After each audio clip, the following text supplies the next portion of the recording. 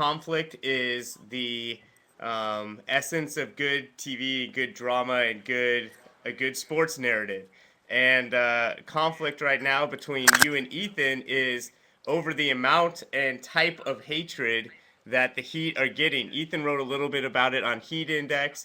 You've read just about everything that was written in the last few days, so you've got a well-informed opinion.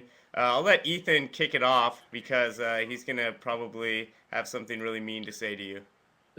I love it. Well, well, first of all, how dare you call me out in such matters, Dan? I actually, I'm gonna shuffle it off to Dan because I do not have an issue with Dan Shanoff, but I know he has an issue with me. So I would like to hear first what the issue is and how I'm framing this wrong and how I've got this whole LeBron situation out of whack. So I want to hear it from you, Dan.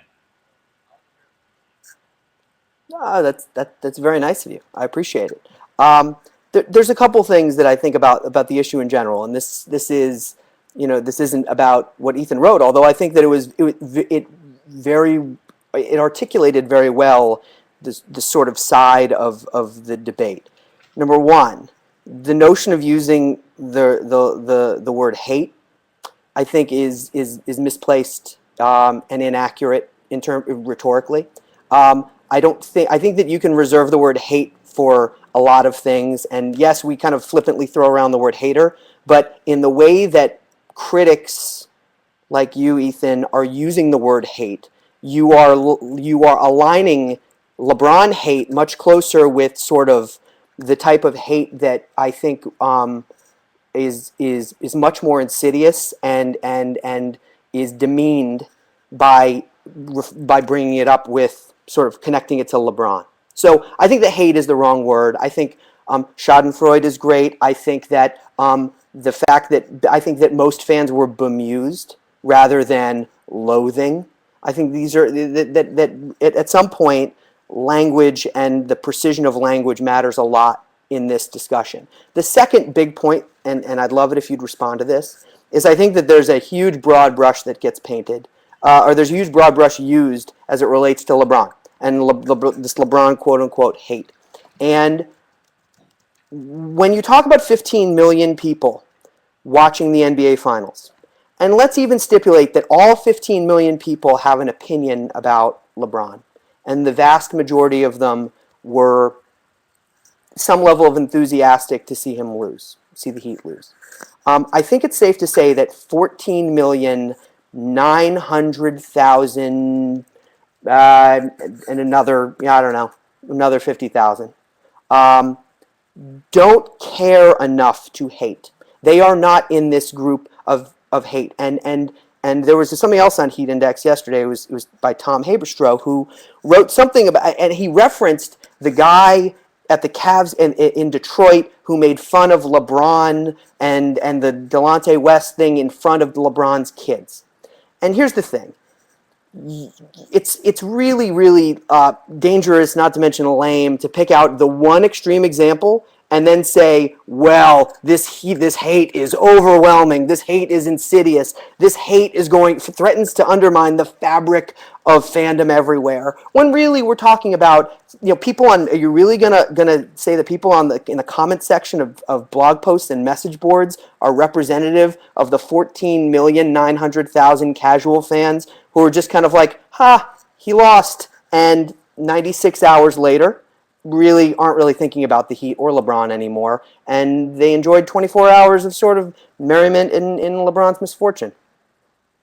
Well, this is a difficult topic because we're sort of dealing in terms of abstractions here. There aren't a lot of polls that are telling us how much of it is real hate versus how much of it is sports hate. And I too am concerned with hatred and with the hate that is insidious. And part of my fear on this issue is that we're trending a little bit from sports hate towards that other kind of hate that's a little bit dangerous. And I think what's illustrative of that are all the jersey burnings. Obviously, jerseys have been burned to various players, but you see more of them for LeBron than I think I've ever seen or heard of. You see the governor of Ohio making a resolution to make the Dallas Mavericks honorary Ohioans after this finals, which I don't think anything like that has happened before.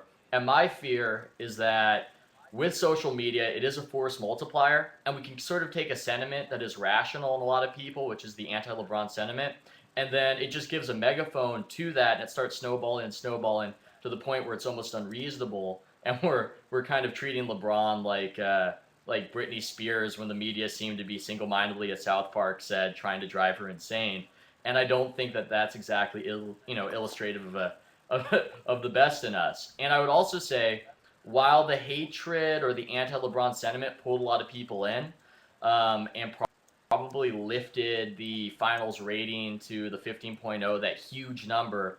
Entertainment isn't necessarily a virtue in of itself. I would love to see more people watching the NBA than ever before, but I would hope for the right reasons. When my girlfriend watches The Bachelor all the time, and I think that is a show that's based on a lot of Schadenfreude, and a lot of people watch it, but it doesn't make me feel great about our society when when I happen to see The Bachelor, which I guess I will admit in that space over here. So I see your point, and I think that it's a point that reasonable people can disagree on because we really don't completely know the essence of the hatred. But in my estimation, it is a little bit creepy, and it is a little bit creepy to focus so much of it on one individual.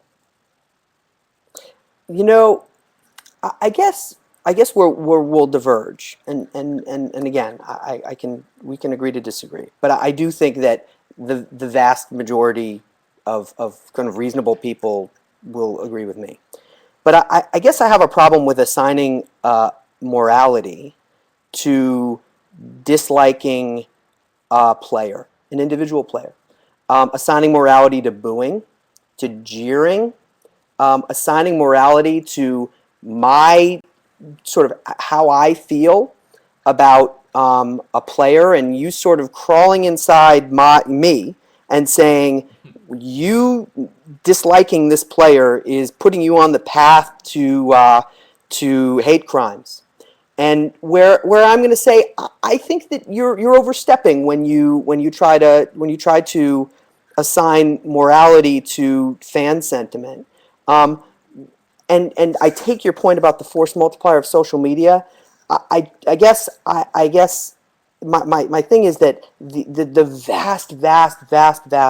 vast majority of people sort of taking in and having an opinion about LeBron, it's all so benign that to take it and then say, well, there's a serious problem here, and I fear for kind of where things are going. I fear for our society is basically what you're saying, that so many people could revel in this.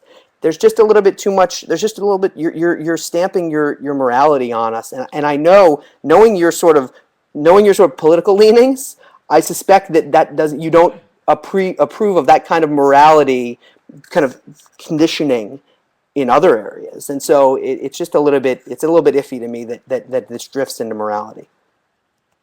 Well, I wouldn't assign the morality to any person in particular. I get along well with Scott Robb, and it's fine what he does. This is more about a sentiment I fear in the aggregate, which is just the sentiment as a whole billows to the point where it's this uncontainable beast which dominates so much coverage.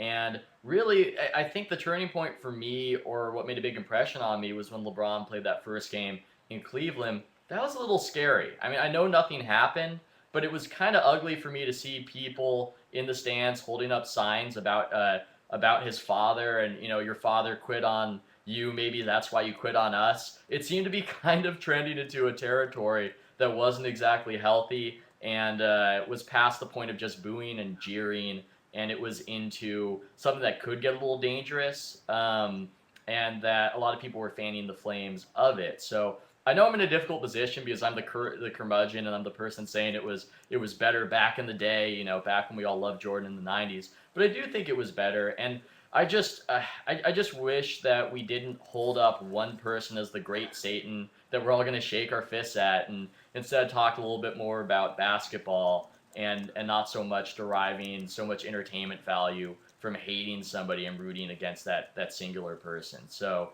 I just want to make it clear that I'm not assigning morality to you or to any particular LeBron hater. It's just a sentiment in the aggregate that I'm a little bit uneasy about, like the old man I am, liking a bygone past. So that's pretty much my sentiment on it.